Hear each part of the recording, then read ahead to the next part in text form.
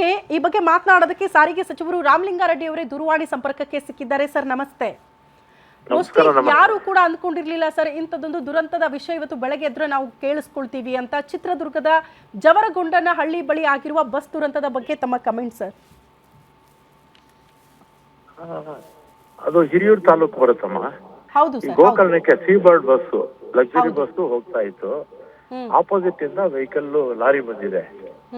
ಹೈವೇನಲ್ಲಿ usual ಆಗಿ ಒಂದು 10 median ಇದ್ದೇ ಇರುತ್ತೆ. ಮೀಡಿಯನ್ ದಾಟಿ ಆಪೋಸಿಟ್ ಬರ್ತಾ ಇರ್ತಕ್ಕಂತ ಲಾರಿ ಮೀಡಿಯನ್ ದಾಟಿ ಬಂದು ಬಸ್ಗೆ ಹೊಡೆದಿದೆ.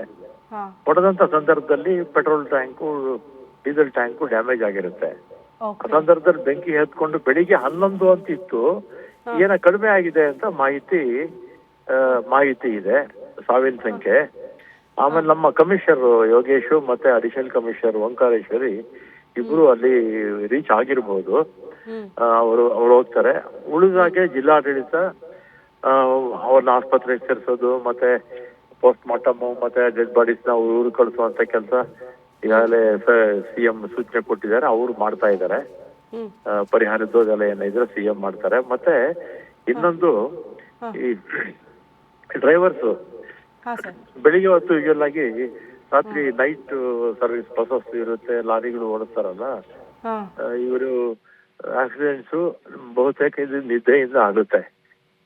ನಿದ್ದೆಗೆ ಜಾರದಾಗ ಆಕ್ಸಿಡೆಂಟ್ಸ್ ಆಗಿರುತ್ತೆ. ಇದನ್ನು ಆಗಿರ್ಬೋದು ಅಂತ ನಾನು ಅಂದ್ಕೊಳ್ತೇನಮ್ಮ.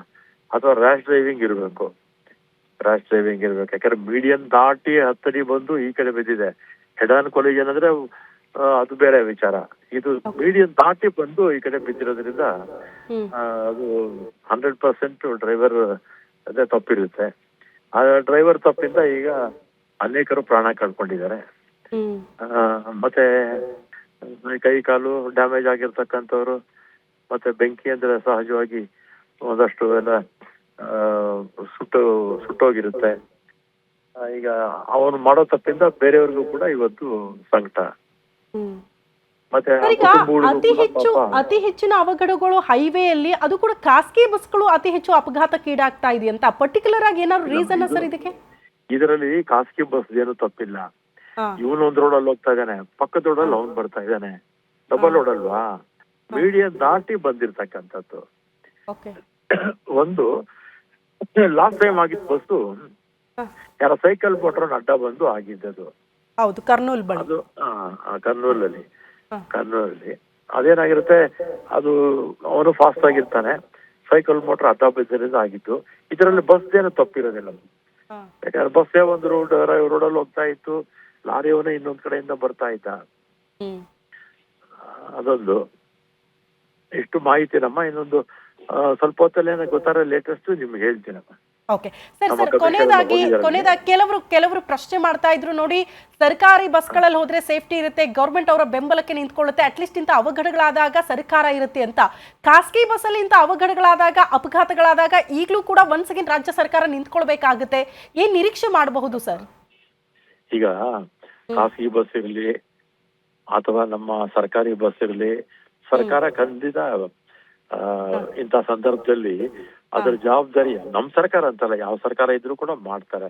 ಹಿಂದೆ ಜಬ್ಬಾಳ್ ಟ್ರಾವೆಲ್ಸ್ ಅಲ್ಲಿ 7-10 ವರ್ಷಕ್ಕೆ ಮುಂಚೆ ತೀರೋದಂತ ಸಂದರ್ಭದಲ್ಲಿ ಆಗ್ಲೂ ಕೂಡ ಪರಿಹಾರ ನಾವು ಕೊಟ್ವಿ. ನಾನೇ ಹೋಗಿದ್ದೆ ಅಲ್ಲಿಗೆ. ಮತ್ತೆ ಆವತ್ತು ನಾನು ಏನ್ ತೀರ್ಮಾನ ತಗೊಂಡೆ ಅಂದ್ರೆ, ಈ ಲಕ್ಸುರಿ ಬಸಸ್ ಅಲ್ಲಿ ಎಮರ್ಜೆನ್ಸಿ ಡೋರ್ ಇರ್ತಿರ್ಲಿಲ್ಲ, ಗ್ಲಾಸ್ ಹೊಡೆದು ಜಂಪ್ ಮಾಡ್ಬೇಕಾಗಿತ್ತು. ಅದು ಎಮರ್ಜೆನ್ಸಿ ಡೋರ್ ಅಂತ ಅವಾಗ ಕನ್ಸಿಡರ್ ಮಾಡೋರು. ಆಮೇಲೆ ನಾನು ನಮ್ಮ ಇಲಾಖೆ 25,000 ಬಸ್ಗೆ ಮತ್ತೆ ಪ್ರೈವೇಟ್ ಆಪರೇಟರ್ಸ್ ಇರ್ತಕ್ಕಂಥ ಎಲ್ಲಾ ಬಸ್ಸಸ್ಗೆ, ಲಕ್ಸುರಿ ಇರ್ಬೋದು, ಸ್ಕೂಲ್ ಬಸ್ ಇರ್ಬೋದು, ಎಲ್ಲದಕ್ಕೂ ಎಮರ್ಜೆನ್ಸಿ ಡೋರ್ ಅವಾಗ ಫಿಕ್ಸ್ ಮಾಡ್ತೀವಿ. ಆಮೇಲೆ ಮೊನ್ನೆ ಈ ಕರ್ನೂಲ್ ಇದಾದ್ಮೇಲೆ ನಮ್ಮ ಇಲಾಖೆಯವರಂತೂ ಪ್ರತಿದಿನ ಇದ್ ಮಾಡ್ತಾರೆ. ವಾಹನಗಳಲ್ಲಿ ಪ್ರಯಾಣಿಕರ ಇದು ಬಿಟ್ರೆ, ಲಗೇಜ್ ಬಿಟ್ರೆ ಬೇರೆ ಯಾವ್ದು ಹಾಕ್ಬಾರ್ದು, ಸ್ಫೋಟಕ ವಸ್ತುಗಳು ಯಾವ್ದು ಹಾಕ್ಬಾರ್ದು ಅಂತ ಬಹಳ ಬಿಗಿಯಾಗಿ ಎಲ್ಲ ಮಾಡ್ತಾ ಇದಾರೆ. ನೀವು ದಿನಾಗ್ಲೂ ನೋಡ್ತಾ ಇರ್ತೀರ ಪತ್ರಿಕೆಗಳಲ್ಲಿ ನಮ್ಮ ಇಲಾಖೆಯವರು. ಅದು ಈ ವಿಚಾರದಲ್ಲಿ ಲಾರಿ ಒಂದು ತಪ್ಪಿರುತ್ತೆ ಬಿಡಿ, 100% ಭಾಗ ತಪ್ಪಿರುತ್ತೆ.